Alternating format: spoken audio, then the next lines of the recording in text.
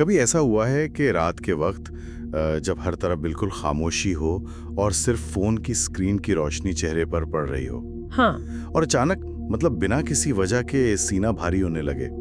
یہ کوئی عام سا غصہ نہیں ہوتا نا، نہ ہی حسد۔ بالکل، یہ ایک عجیب سا خوکھلاپن ہوتا ہے، ایک ایسی آواز جو اندر ہی اندر کہتی ہے کہ باقی سب لوگ زندگی میں آگے نکل گئے ہیں۔ ایگزیکٹلی، اور ہم وہیں کے وہیں کھڑے ہیں۔ کسی کی شادی کی تصویر سامنے آتی ہے، کسی کی نئی پروموشن کی خبر، یا کوئی اپنا نیا بزنس شروع کر رہا ہے۔ رائٹ، یا کسی نے اپنا پہلا گھر خرید لیا ہے۔ ہاں، اور اس لمحے، اس ٹھہراؤ میں ایک چبھنے والا احساس ہوتا ہے کہ آخر ہمارا وقت کب آئے گا۔ آج کے اس گہرے تجزیے میں ہم انہی آرٹیکلز، ریسرچ پیپرز اور سائیکالوجی کے نوٹس کے سٹیک کا تجزیہ کر رہے ہیں۔ ہمارا مقصد اس اکیلے پن اور ٹھہراؤ کے پیچھے کی جو سائنٹیفک اور نفسیاتی حقیقت ہے، اس کو تھوڑا کھول کر دیکھنا ہے۔ اور ان سورسز کو پڑھنے کے بعد ایک بات بہت واضح ہوتی ہے کہ اس احساس کی سب سے تکلیف دہ بات یہ ہے کہ باہر سے کسی کو یہ نظر نہیں آتا۔ صحیح۔ باہر سے دیکھنے میں کسی بھی انسان کی زندگی بالکل نارمل لگ رہی ہوتی ہے، لیکن اندر ہی اندر ایک خاموش ڈر بیٹھ جاتا ہے کہ شاید وقت نکل چکا ہے۔ ہماری سوسائٹی نے ہمیں اس طرح کنڈیشن کر دیا ہے کہ ہم اس انتظار کو، اس خاموشی کو ایک ایبسولوٹ ناکامی سمجھ لیتے ہیں۔ لگتا ہے جیسے ہم کہیں پیچھے رہ گئے، رائٹ؟ ہاں بالکل، لیکن ان ریسرچ پیپرز اور نوٹس کا بنیادی مقصد ہی یہ ہے کہ اس خاموشی کو ایک بالکل نئے زاویے سے دیکھا جائے، یہ ثابت کرنا کہ یہ اکیلے پن کسی قسم کی سزا نہیں ہے، بلکہ ایک بہت ضروری تیاری کا حصہ ہے۔ لیکن پریکٹیکلی دیکھا جائے تو یہ تیاری کم اور عذاب زیادہ لگتا ہے۔ مطلب اگر ایک انسان اکیلے پن کی اس حالت میں ہے تو وہ اس وقت کو سروائیو کیسے کرے؟ جو نوٹس ہمارے پاس ہیں ان میں قدرت کی ایک مثال دی گئی ہے کہ ایک عام سا بیج جب زمین کے نیچے بویا جاتا ہے تو وہ مکمل اندھیرے میں ہوتا ہے۔ صحیح بات ہے۔ اس ٹھنڈی اور گیلی مٹی میں بیج کو بالکل نہیں پتا ہوتا کہ وہ بڑھ رہا ہے، اسے کوئی روشنی نظر نہیں آتی، نہ ہی اس کے پاس کوئی اس بات کا ثبوت ہوتا ہے کہ باہر کا موسم آنے والا ہے۔ اگر صرف بایولوجی کی بات کریں تو اس اندھیرے میں ٹوٹنے کا وہ عمل بیج کے لیے تباہی جیسا ہی محسوس ہوتا ہوگا۔ بایولوجی میں اس پروسیس کو سمجھنا بہت ضروری ہے۔ دیکھیں، ہم لوگ اکثر پھولوں کو، درختوں کو دیکھ کر متاثر ہوتے ہیں، ان کی تصویریں کھینچتے ہیں، لیکن نیچر میں جو سب سے اہم کام ہو رہا ہوتا ہے وہ زمین کے نیچے اندھیرے میں ہوتا ہے، جسے کوئی نہیں دیکھتا۔ ایگزیکٹلی۔ وہ جو ٹوٹنے کا عمل ہے وہ تباہی نہیں ہے۔ ایک بیج کو کچھ نیا اور بڑا بننے کے لیے اپنی پرانی آئیڈینٹی کو مکمل طور پر ختم کرنا پڑتا ہے۔ اس کا وہ سخت خول جس نے اسے اب تک محفوظ رکھا تھا، اسے لازمی پھٹنا ہوتا ہے۔ تو اس کو سائیکالوجی میں کیا کہتے ہیں؟ نفسیاتی زبان میں اور ان سائیکولوجیکل سورسز میں بھی اسے لمنل فیز یا دور منتقلی کہا گیا ہے۔ یہ وہ درمیانی وقت ہوتا ہے جب انسان نہ وہ رہتا ہے جو وہ تھا اور نہ ہی اب تک وہ بن پاتا ہے جو اسے بننا ہے۔ مثال کے طور پر ایک اور بایولوجیکل کانسیپٹ جو یہاں اپلائی ہوتا ہے وہ کیٹرپلر کا ہے۔ اچھا۔ جب کیٹرپلر کوکون یا خول میں جاتا ہے تو وہ صرف اپنی شکل نہیں بدلتا، بلکہ وہ مکمل طور پر پگھل کر ایک بایولوجیکل سوپ یعنی ایک حیاتیاتی قوام بن جاتا ہے۔ اس کی اپنی پرانی اناٹمی بالکل ختم ہو جاتی ہے۔ ویٹ، رکیے، مجھے یہاں تھوڑا پش بیک دینا ہے۔ ہاں پوچھے۔ یہ بایولوجیکل سوپ والی بات اور پگھل جانے کا میٹافر سننے میں شاید خوبصورت لگے، لیکن اگر اس کو انسانی نفسیات پر اپلائی کریں تو اس کا مطلب ہے اپنی پوری آئیڈینٹی، اپنی پہچان کھو دینا۔ ایک انسان کا اپنے آپ سے مکمل طور پر ٹوٹ جانا تو کلینکل ڈپریشن یا ایگزسٹینشل کرائسس جیسا لگ رہا ہے۔ میں سمجھ رہی ہوں آپ کا پوائنٹ۔ تو اس بکھراؤ میں اور ایک فائدے مند ٹرانسفارمیشن میں آخر فرق کیا ہے؟ انسان کو کیسے پتا چلے گا کہ وہ گرو کر رہا ہے یا صرف تباہ ہو رہا ہے؟ یہ ایک بہت گہرا اور ضروری سوال ہے۔ اب دیکھیں، ڈپریشن ایک اسٹیگننٹ اسٹیٹ ہے جہاں انسان اس سوپ میں پھنس جاتا ہے، لیکن جس لمنل فیز یا ٹرانسفارمیشن کی ہم بات کر رہے ہیں اس کا تعلق نیورو پلاسٹیسٹی سے ہے۔ اوکے۔ جب کیٹرپلر پگھلتا ہے تو وہ رینڈملی نہیں بکھرتا، اس کے اندر امیجنل ڈسکس ہوتے ہیں جو نئے وجود کا بلو پرنٹ رکھتے ہیں۔ اسی طرح جب انسان اکیلے پن میں ٹوٹ رہا ہوتا ہے تو نیورو سائنس کے مطابق اس کے دماغ میں سینیپٹک پروننگ ہو رہی ہوتی ہے۔ سینیپٹک پروننگ مطلب دماغ ان چیزوں کو کاٹ رہا ہوتا ہے جن کی ضرورت نہیں. ایگزیکٹلی. وہ پرانے نیورل پاتھویز، وہ پرانی عادتیں اور سوچنے کے طریقے جو پچھلے ورژن کے لیے تو ٹھیک تھے لیکن آنے والے کل کی ذمہ داریاں اٹھانے کے لیے کافی نہیں ہیں، دماغ ان پاتھویز کو کاٹ رہا ہوتا ہے. انسان اس لیے بکھر رہا ہوتا ہے کیونکہ اسے نئے سرے سے ایک مضبوط نیورل آرکیٹیکچر کے ساتھ ڈھلنا ہوتا ہے. واو، یہ کوئی عام سی انتظار گاہ نہیں ہے. بالکل نہیں. یہ نیورو بایولوجیکل سطح پر ایک بھٹی ہے جہاں دماغ خود کو ری وائر کر رہا ہے. اچھا، اس کو ایولیوشنری بایولوجی کے لینس سے دیکھتے ہیں جو ہمارے سورسز کا ایک بڑا حصہ ہے. اگر اندھیرے میں ٹوٹنا اور نئے سرے سے بننا قدرت اور نیورو پلاسٹیسٹی کا حصہ ہے تو پھر آج کے دور میں انسان کو یہ اکیلا پن اتنا ڈیڈلی کیوں محسوس ہوتا ہے؟ ہاں، یہ بہت ریلیٹیبل مسئلہ ہے آج کل. آئسولیشن ہمیشہ سے تکلیف دے رہی ہوگی لیکن آج کے وقت میں کمپیریزن اور پیچھے رہ جانے کا خوف ایک وبا کی طرح پھیل چکا ہے. اس کی کیا وجہ ہے؟ اس کی وجہ سمجھنے کے لیے ہمیں انسانی دماغ کی تاریخ اور ایولیوشنری مس میچ تھیوری کو دیکھنا ہوگا. انسان کا دماغ آج کے ڈیجیٹل دور کے لیے نہیں بنا. صحیح بات ہے. لاکھوں سال تک انسان صرف 100 سے 150 لوگوں کے ایک چھوٹے سے قبیلے میں زندہ رہنے کے لیے تشکیل پایا تھا. اسے سوشیولوجی میں ڈنبارز نمبر کہتے ہیں. اس زمانے میں اپنے ارد گرد کے لوگوں سے اپنا موازنہ کرنا کوئی بری عادت یا انسیکیورٹی نہیں تھی. یہ زندہ رہنے کا ایک اہم طریقہ تھا. زندہ رہنے کے لیے موازنہ ضروری تھا؟ بالکل. قبیلے کے اندر اپنا مقام جاننا ضروری تھا تاکہ پتہ ہو کہ کھانا کب ملے گا، شیلٹر ملے گا یا نہیں. جس انسان کے دماغ میں موازنے کا احساس نہیں ہوتا تھا اسے قبیلے سے نکال دیا جاتا تھا اور اس کے زندہ رہنے کے امکانات ختم ہو جاتے تھے. تو اس کا مطلب ہے کہ ہمارا دماغ ہارڈ وائرڈ ہی اس طرح ہوا ہے کہ ہم دوسروں کی پروگریس کو مانیٹر کریں. لیکن مسئلہ یہ ہے کہ آج اس فطری سروائیول میکینزم نے ایک خوفناک ہتھیار کی شکل اختیار کر لی ہے. ہاں، ویپنائز ہو گیا ہے. آج ہمارا موازنہ ان 150 عام لوگوں سے نہیں ہو رہا جو ہمارے ساتھ غفا میں رہتے تھے.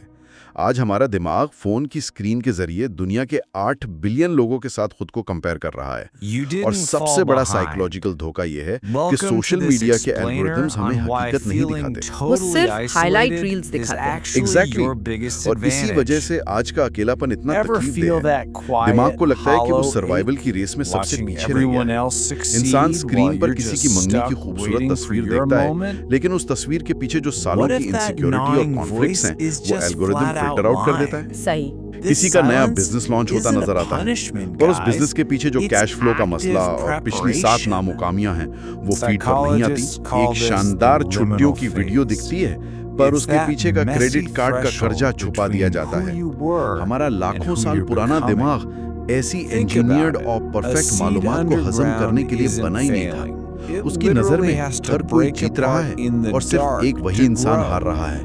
اور جب ہم اس پوزیشن میں ہوتے ہیں تو نیچرلی پینک کرتے ہیں. لیکن ایک منٹ، اگر انسان ایک سوشل اینیمل ہے اور اس کا آئسولیشن میں جانا اس کے سروائیول سرکٹس کو ٹریگر کرتا ہے تو پھر ہم اس ڈیپ ڈائیو میں اکیلے پن کو فائدہ مند کیوں کہہ رہے ہیں؟ جب اکیلے پن میں نوٹیفیکیشنز آنا بند ہو جاتے ہیں، دوستوں کے میسیجز نہیں آتے اور بھیڑ چھٹ جاتی ہے تو لوگ پینک کیوں کرنے لگتے ہیں؟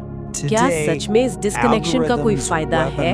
یہی اس تجزیے کا سب سے کروشل پوائنٹ ہے. جب نوٹیفیکیشنز رکتے ہیں تو ایکچولی دماغ کی کمپیریزن انجن کو فیول ملنا بند ہو جاتا ہے. سوشل میڈیا نے ہمارے دماغ کو کانسٹنٹ ڈوپامین ہٹس کا عادی بنا دیا ہے. جب یہ ہٹس اچانک بند ہوتے ہیں تو جو تکلیف اور بے چینی محسوس ہوتی ہے وہ آئسولیشن کی وجہ سے نہیں ہوتی، وہ پیورلی ڈوپامین وڈرال کا نتیجہ ہوتی ہے. بالکل کسی نشے کی لت چھوٹنے کی طرح. تو انیشلی وہ صرف وڈرال سمپٹمز ہوتے ہیں. ہاں، شروع میں یہ وڈرال فیز خود کو مسترد کیے جانے کا احساس دلاتا ہے. لیکن نیورو سائنس ہمیں بتاتی ہے کہ جب لوگ فون سائٹ پر رکھ کر اس ڈسکمفرٹ میں بیٹھتے ہیں تو ان کا ڈیفالٹ موڈ نیٹ ورک یا ڈی ایم این ایکٹیویٹ ہوتا ہے. یہ دماغ کا وہ حصہ ہے جو ڈیپ ریفلیکشن، پرابلم سالونگ اور خود شناسی کے لیے ضروری ہے. جب تک باہر کا شور اور الگوریدم کا ڈوپامین فلو چلتا رہتا ہے یہ ڈی ایم این ٹھیک سے کام نہیں کرتا. یعنی ہم بور ہونے اور اکیلے پن کے ڈسکمفرٹ سے اتنا ڈرتے ہیں کہ ہم دماغ کو ڈیپ تھنکنگ موڈ میں جانے ہی نہیں دیتے. اگر ہم تاریخ کے ان حصوں پر نظر ڈالیں جو ہمارے سورسز میں شامل ہیں تو پتہ چلتا ہے کہ اسٹوئسزم کے عظیم فنی اسی ڈی ایم این کا استعمال کیا. मार्कस ऑरेलियस की मिसाल ले लीजिए। हाँ, जो रोम के ताकतवर तरीन हुक्मरानों में से एक थे। उनकी किताब मेडिटेशंस आज भी सबसे ज्यादा पढ़ी जाने वाली फिलॉसफी की किताबों में से एक है। लेकिन हैरत की बात यह है कि उन्होंने वो किताब दुनिया को दिखाने के लिए किसी दरबार में बैठ के नहीं लिखी थी। वो उनके जाती जर्नल्स थे। बिल्कुल, वो अपने आप से बात कर रहे थे। वो रात के अंधेरे में अकेलेपन और खामोशी में अपने आप से मुखातिब थे।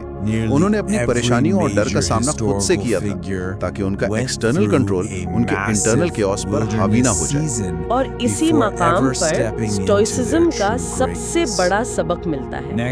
एक और सोर्स जो हमें मिला था उसमें कियानो रीव्स की लाइफ का तज्जिया था। उन्होंने अपनी जिंदगी में बेपनाह ट्रेजेडीज देखी हैं। उन्होंने एक बार कहा था कि एक अकेले कमरे में बैठना और वहाँ बगैर किसी डिस्ट्रैक्शन के अपने अकेलेपन और अपने डर का सामना करना बहुत जरूरी है। जब हम डोपामाइन और डिस्ट्रैक्शन को हटा देते हैं तो शुरू में अंधेरा और डर लगता है, लेकिन फिर एक अजीब सा फिनोमिनन होता है। इंसान को सालों बाद अपनी खुद की आवाज सुनाई देने लगती है। वाओ, अपनी खुद की आवाज। उस वक्त इंसान में एक इंटरनल ग्रेविटी, एक अंदरूनी कशिश सकल पैदा होती है। ये वो न्यूरोबायोलॉजिकल और साइकोलॉजिकल बुनियाद है जो सोशल मीडिया लाइक्स, कमेंट्स या बाहर की सोसाइटी की तस्दीक की मोहताज नहीं होती। ये ऐसी ताकत है जो इंसान को तब भी मजबूत रखती है जब उसकी तारीफ करने वाला कोई ना हो। ये कॉन्सेप्ट बहुत पावरफुल है, लेकिन इससे एक नया और थोड़ा चुभने वाला सवाल पैदा होता है। ज्यादातर लोग जल्द से जल्द कामयाब होना चाहते हैं। तो सवाल ये है कि अगर आज ही किसी इंसान को वो सब कुछ अचानक मिल जाए जिसकी वो बरसों से ख्वाहिश कर रहा था, रुतबा, इज्जत, मकबूलियत और बेतहाशा पैसा, हाँ, तो क्या होगा? तो क्या वो अपनी मौजूदा जज्बाती पुख्तगी के साथ उस कामयाबी के पहाड़ को अपने कंधों पर उठा सकता है?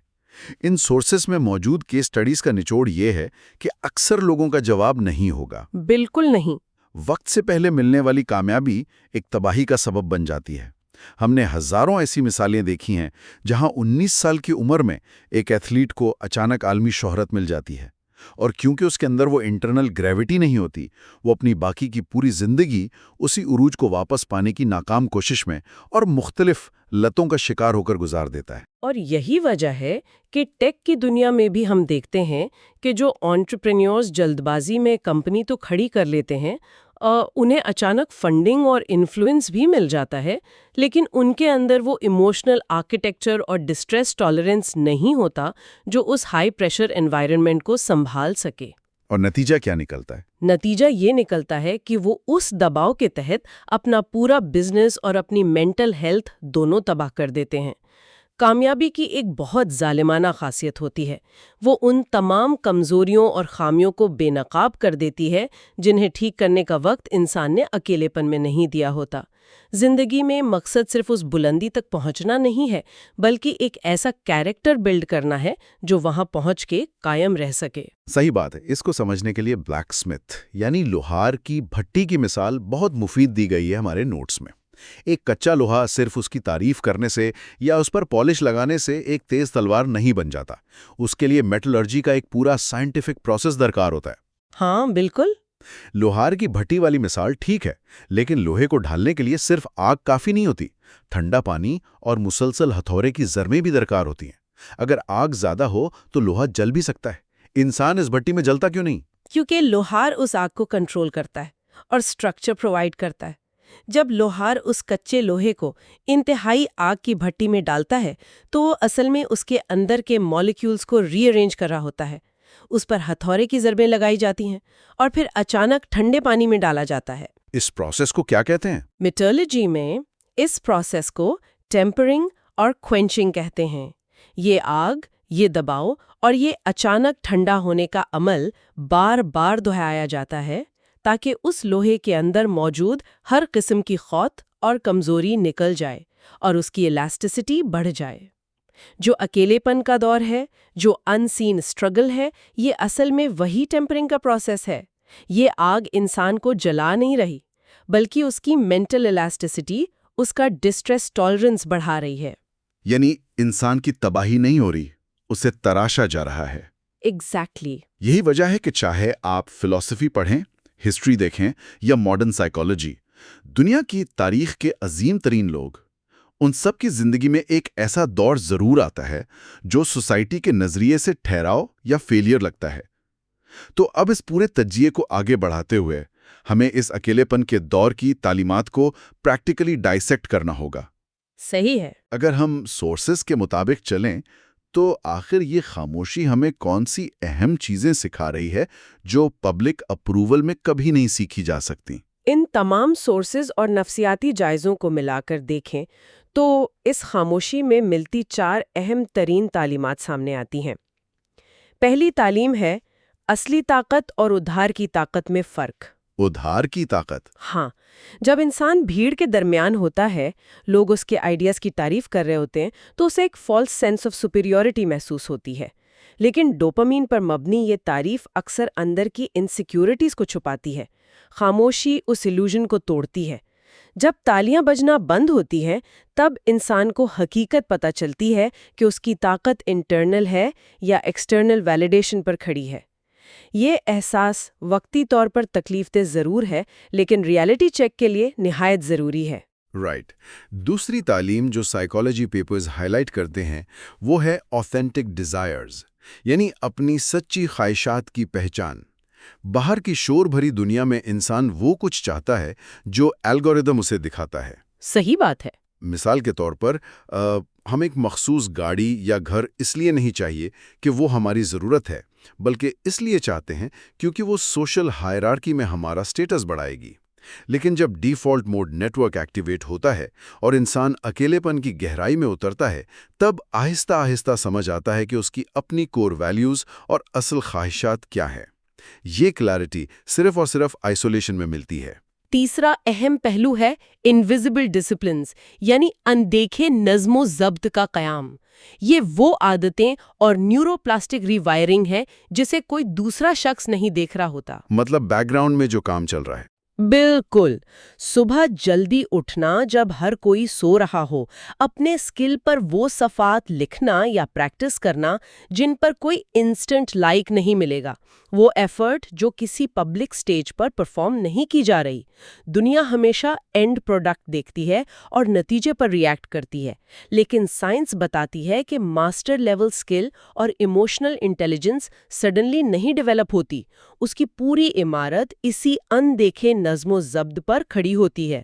خاموشی آپ کو ڈسپلن سکھانے کا بہترین استاد ہے۔ اور چوتھی تعلیم شاید سب سے زیادہ گہرائی میں اترتی ہے، جو ماڈرن سائیکالوجی اور قدیم فلسفی دونوں کو ملاتی ہے، روحانیت اور ویرانہ، یعنی دی ولڈرنس۔ اگر ہم دنیا کی تقریباً ہر بڑی روحانی اور مذہبی روایت پر غور کریں تو وہاں ویرانے اور اکیلے پن کا ذکر ایک مینڈیٹری فیس کے طور پر ملتا ہے۔ ہاں، یہ پیٹرن بہت کامن ہے۔ حضرت موسیٰ کا صحرا میں گزارا وقت اور ان کا تیار ہونا، حضرت یوسف کا قید خانے کے اندھیرے اور اکیلے پن میں برسوں کا سفر، حضرت عیسیٰ کا 40 دن تک صحرا میں اکیلے فاسٹنگ کرنا، یا پھر بدھا کا بودھی درخت کے نیچے مکمل خاموشی اور اکیلے پن میں بیٹھ کر اپنی ٹروتھ کو پانا، ان سب ایگزامپلز میں ایک کامن ڈینومینیٹر ہے۔ یہ ویرانہ یا ٹھہراؤ راستے کی رکاوٹ نہیں تھا۔ ایگزیکٹلی۔ یہ ویرانہ اصل میں خود ایک کریکولم تھا، ایک ایسا نصاب جسے پورا کیے بغیر ان کی آنے والی عظمت کا راستہ طے نہیں ہو سکتا تھا۔ یہ سمجھنا ہم سب کے لیے نہایت ضروری ہے کہ بھیڑ اور ہسٹری جو آخری نتیجہ دیکھتی ہے، وہ کیریکٹر، وہ ذہنی اور جذباتی بلندی، اس کی سب سے مضبوط بنیاد اسی خاموشی کے کریکولم میں رکھی جاتی ہے۔ جب ہم اس سائنٹیفک اور فلسافیکل لینس سے چیزوں کو سمجھ لیتے ہیں تو ہمارا اس ٹھہراؤ کو دیکھنے کا اینگل مکمل طور پر بدل جانا چاہیے۔ صحیح، ایک شفٹ ان مائنڈ سیٹ۔ ہاں، یہ شفٹ ان مائنڈ سیٹ ہماری پریشانی کو پرپز میں بدل دیتا ہے۔ اب جب بھی رات کو اکیلے پن میں وہ کھوکھلا پن اور کمپیریزن انجن کا وڈرال محسوس ہو تو پہلا قدم یہی ہے کہ ہم فون اور ڈسٹریکٹ کرنے والی چیزوں کو سائڈ پر رکھ دیں۔ اور اس خاموشی میں خود سے یہ شکایت نہیں کرنی چاہیے کہ میرے ساتھ ہی ایسا کیوں ہو رہا ہے یا میں کہاں پیچھے رہ گیا، بلکہ اس پورے تجزیے کی روشنی میں سوال بدل جانا چاہیے۔ اب خود سے پوچھنا چاہیے کہ یہ وقت اور یہ بھٹی مجھے آنے والے کس بڑے مقصد کے لیے تیار کر رہی ہے۔ بالکل صحیح کہا آپ نے، کیونکہ تاریخ گواہ ہے کہ دنیا ان لوگوں کو ایکسپٹ کرتی ہے جو وقت آنے پر انٹرنلی تیار ہوتے ہیں، نہ کہ ان کو جو صرف سپرفیشلی پرفیکٹ لگتے ہیں۔ ایک انسان نے اپنے اندھیرے اور اینونیمٹی کے دور میں کتنی سچائی سے اپنے اوپر کام کیا ہے، آخرکار وہی طے کرتا ہے کہ جب سپاٹ لائٹ پڑے گی تو وہ کتنا بڑا بوجھ اٹھا سکے گا۔ اور جب اس خاموشی کا دور مکمل ہوگا اور وقت جب اس نئے ڈھلے ہوئے لوہے کو واپس بھیڑ اور روشنی میں لائے گا تو وہ کیریکٹر وہ نہیں ہوگا جو اندھیرے میں گیا تھا۔ صحیح بات ہے۔